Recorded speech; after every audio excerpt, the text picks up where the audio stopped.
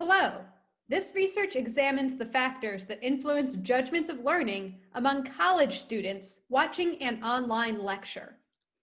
We know that students' judgments of learning tend not to reflect their actual retention of material. Students typically overestimate their own learning and tend not to have an accurate perception of the factors that influence learning. One factor known to influence perceptions of learning, but not actual retention, is instructor fluency. That's how smoothly, how enthusiastically, and how confidently the instructor delivers the material. Students believe they will learn more from a fluent instructor, but do not show differences in retention. This lack of insight has important implications for student evaluations, because a self-report measure of having learned a great deal in any given class is likely to be limited at best and biased at worst, especially when we take into account the fact that student evaluations of teaching show a gender bias.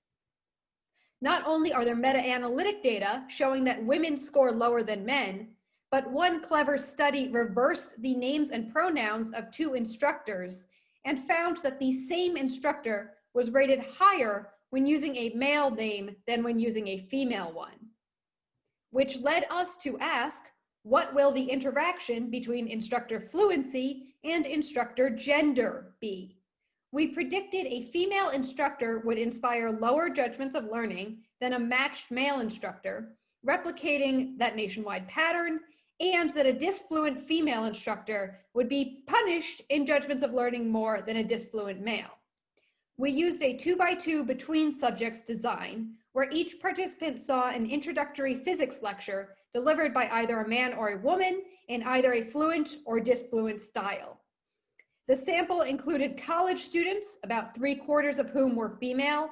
All participants were screened for prior knowledge and attention to the lecture. After watching, all participants completed the same measure of judgment of learning and completed a test of the lecture material.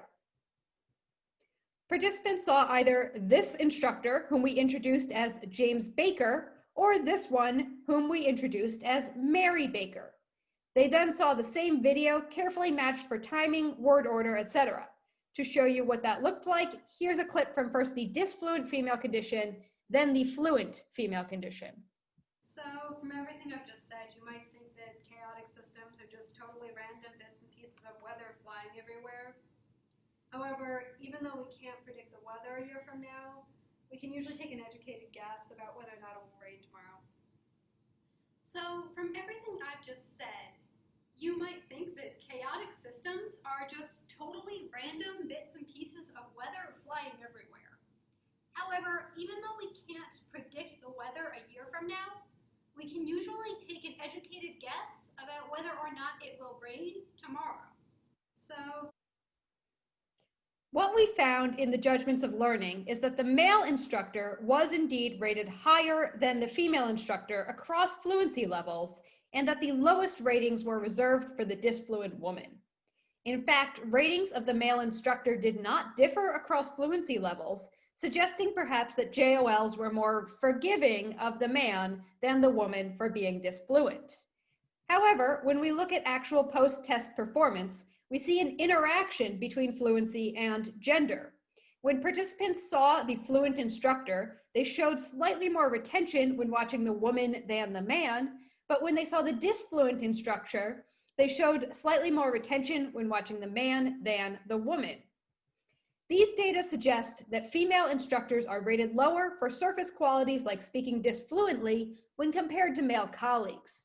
We know that matched videos of very similar instructors delivering the same content are associated with poorer performance ratings for a male than female instructor, which adds to the growing pile of evidence that student evaluations of teaching are biased by gender.